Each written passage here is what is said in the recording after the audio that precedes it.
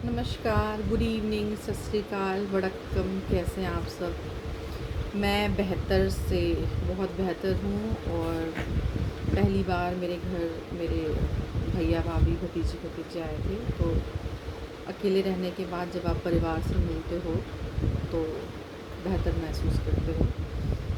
वैचारिक मतभेद हो तो चलता है, लेकिन जब मन भेद हो तो नहीं चलता। इसलिए विचार, हर इंसान एक इंडिविजुअल है, सबकी अपनी मेंटेलिटी है, सोच है। तो मन भेद मत करें। विचार में विचार नहीं मिलते, वैचारिक मतभेद चलेगा। तो कहानी के क्रम में मैं कहानी शुरू कर रही हूँ। आज की कहानी एक जीबी रोड में काम कर रही महिला की कहानी है, जिसमें 17 साल की लड़की रहती है, बेंगलोर की, जिसके माता पिता उसकी कम उम्र में शादी कर देते हैं। 17 साल में उसकी शादी कर देते हैं और 18 साल में उसको बेटी हो जाती है। और बेटी 6 महीने की होती है तो उसके पति की मृत्यु हो जाती है। तो वहीं पड़ोस के गांव में एक महिला रह रही थी। तो वो महिला कहती है कि मैं दिल्ली में तुम्हारी जॉब लगवा देती हूँ बच्चा संभालने की।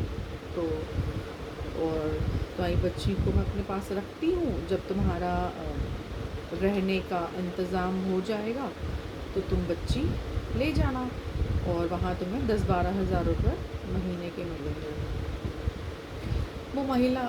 वो लड़की महिला आती है और उसको 2-3 दिन वो अपने घर में, यहाँ अपने रिलेटिव के घर रखती है और बोलती है कि 2-3 दिन में वहाँ काम तुम्हारा लगवा दूँगी।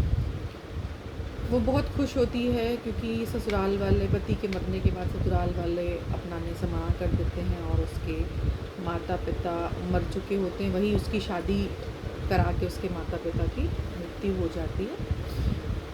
उसके बाद वो 2-3 दिन बाद वो महिला उसको ले जाती है और जीबी रोड पे बेच देती है।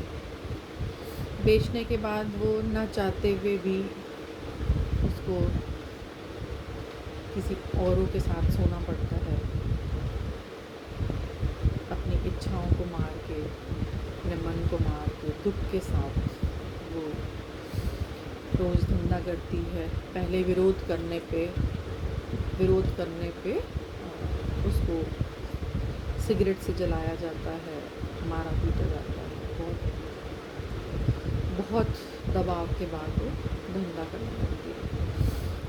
1-2 साल धंधा करती है, फिर एक कस्टमर आता है जो उसको अच्छा लगता है, उस कस्टमर को वो अच्छी लगती है। वो कस्टमर हर हफ्ते उससे जाके मिलता है, उससे बात करता है। तो वो अपने उस कस्टमर से कहती है कि मुझे यहाँ से आज़ाद करा दो, मुझे यहाँ से छुड़वा दो और मैं अपना जीवन फिर से शुरू करूँगी।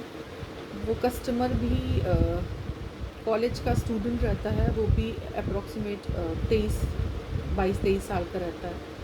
तो उससे उस लड़की से प्यार हो जाता है। वो उसको वहाँ से क्राइम ब्रांच के द्वारा उसको रेस्क्यू करवाता है। रेस्क्यू करवा के वो हमारे पास नारी निकेतन में आती है। उसके बाद मैं उसकी काउंसलिंग करती हूँ, उसको समझाती हूँ।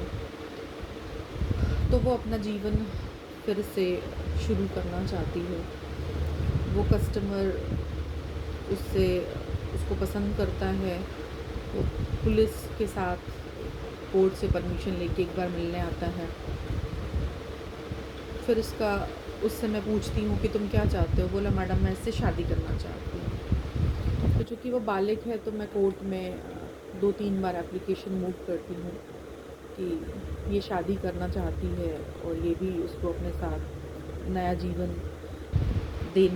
जीवन से उसकी शुरुआत करना चाहता है, नया जीवन उसको देना चाहता है और वो दोनों एक बार फिर से अपना जीवन दोबारा शुरू करना चाहते हैं।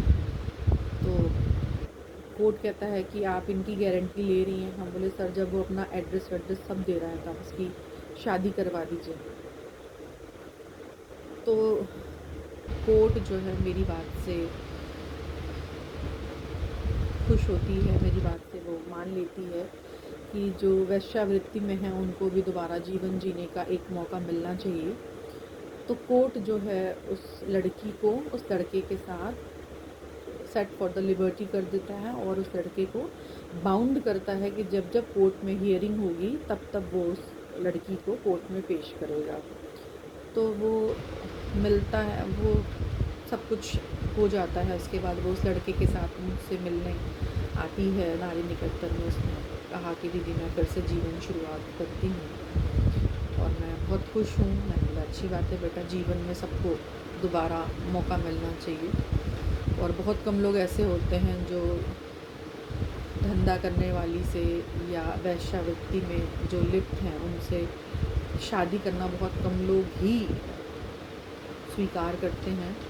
और बहुत अच्छे होते हैं वो लोग जो किसी की आत्मा और किसी की रूह से प्यार करते हैं। प्यार में ही बहुत धोखे मिलते हैं और प्यार में ही दोबारा जीवन जीने का एक आस मिलती है। तो वो कुछ दिन बाद वो दोनों सेपरेट हो जाते हैं, उसका केस भी ख़त्म हो जाता है। आज वो बहुत बढ़िया अपना एक पार्लर चला रही है और बहुत खुश है अपने जीवन में। तो मोरल ऑफ द स्टोरी ये है कि अगर कोई सुधरना चाहता है तो उसको एक मौका ज़रूर दें, और कोई बदलना चाहता है तो उसको भी आप ज़रूर मौका दें और प्रेरित करें कि जीवन में मरना ही सब कुछ नहीं है। अगर मैंने उसको उस समय नहीं समझाया होता तो शायद वो परिस्थितियों से हार के अपना आत्महत्या कर ली होती, लेकिन वो अपने जीवन में बहुत खुश है, बहुत खुश है। अपने जीवन फिर से जी रही है अपनी बेटी के साथ। तो प्लीज़ आप उन लोगों का साथ दें जो बदलना चाहते हैं, उन लोगों का साथ दें जो कुछ करना चाहते हैं।